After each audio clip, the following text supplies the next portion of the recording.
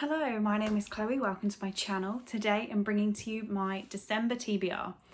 So I was going to dress all Christmassy and then decided not to. It is November right now that I'm filming this. It's pretty early November to be honest, so nothing's decorated Christmassy, I'm sorry, but December TBR. So December's probably going to be a really horrible month for me.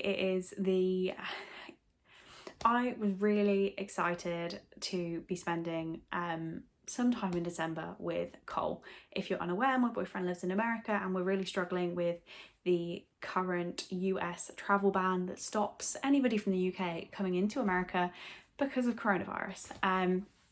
So I remember back in June when my first lots of flights were cancelled and we said, don't worry, it will all be sorted by Christmas, and it's not. So I'm really needing some chill time in December. I'm not going to put too much stress on myself for reading. I just need a bit of calm and peace and quiet, and I don't want to stress myself out.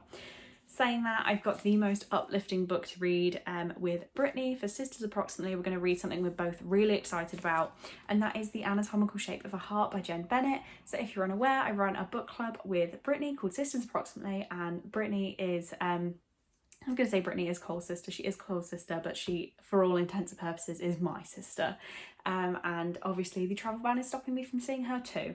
So we run a book club where we pick one book a month and then discuss it at the end of the month on a live stream, live show, you know what I mean. So we're going with Jen Bennett, who is the motivation for us wanting to start a book club together. So I really cannot wait to read this book with her. I think it's going to be so lovely and just feel like the gap in her heart that we need in December. Next, I'll be buddy reading with Alice, and I'm going to link her Twitter in the description so you can see it.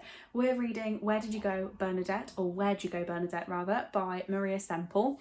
I have absolutely no idea what this book is about. It is an adult contemporary is all I know, and it is mentioned in Jane the Virgin as a book that they read, so I'm gonna read it. And I've been putting it off for so long, but Alice reached out and said she would like to buddy read it, so that is what we're gonna do.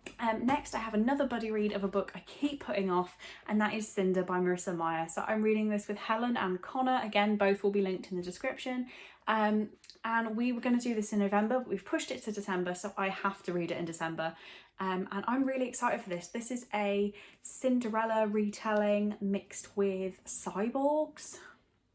Do you know what? I don't know. I read the first chapter as part of a try chapter tag and it sounded intriguing, but I'm still none the wiser as to what's actually going to be happening in this book. So I'm really excited to finally get to it. Well, then another exciting thing I have happening in December is a Facebook challenge over on the Facebook group that I am a moderator for. So this challenge is the selection box challenge. It's not based directly on a selection box, but it's inspired by the idea of different sweets and chocolate. I'm going to try to remember the prompts off the top of my head, so let's see how this goes. The first one being Dairy Milk, read a book with purple on the cover or with a purple cover, and I've gone for Dancing in My Nuddy Pants by Louise Renison. This is the fourth book in the Georgia Nicholson series, starting with Angus Thongs and Full Frontal Snogging. And yeah, these are just a good time. So it's a very short book. I genuinely can fly through them in an evening, so I felt like I wanted a quick and easy read on this month's TBR. I've been rating them very lowly, like 1.5, 2 stars, but they're actually just a funny experience to sit and read what I would have thought was a good book when I was 12 or 13.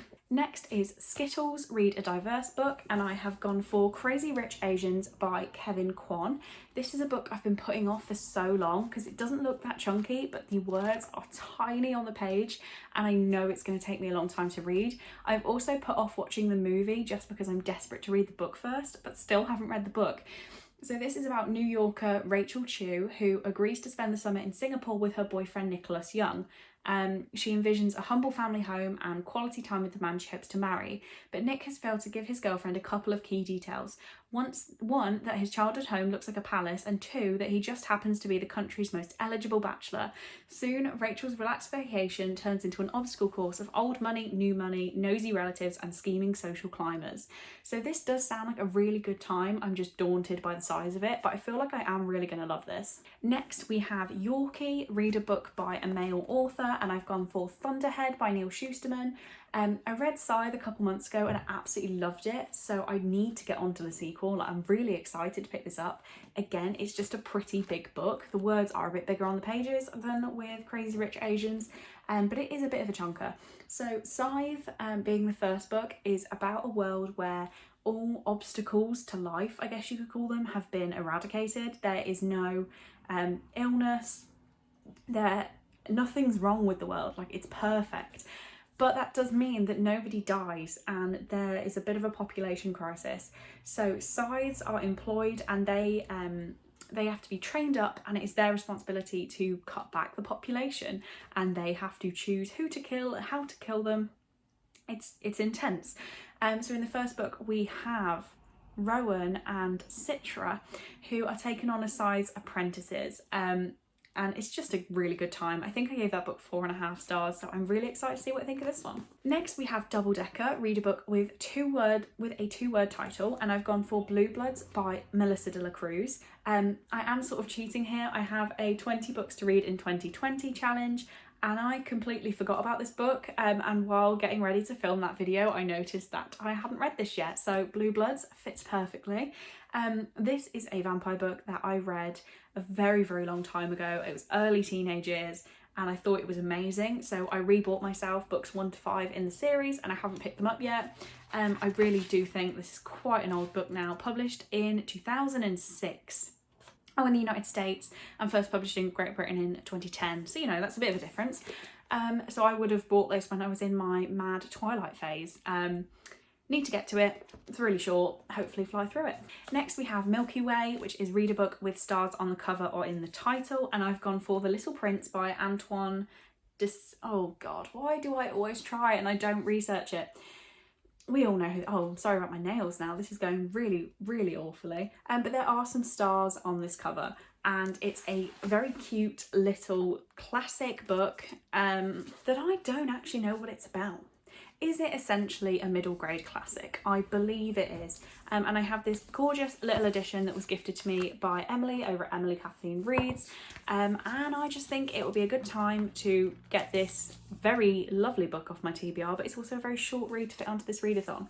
And then the final prompt is Chocolate Orange, and that is to read a Christmas or wintry book. And I'm going completely out of my comfort zone and reading A Christmas Carol by Charles Dickens, which I have never read. I don't think I've ever watched the movie. I've not even watched the Muppets movie. But I looked and the audiobook is only about 3 hours long.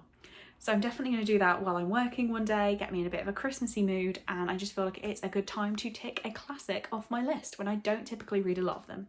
So that is it. That is my TBR for December. I'm really not trying to push myself this month. I'm trying to relax a little bit more, and hopefully these are the books that will achieve it. But on that note, that is all I have to say. So thank you very much for watching. I really hope you enjoyed it, and I will see you in the next one.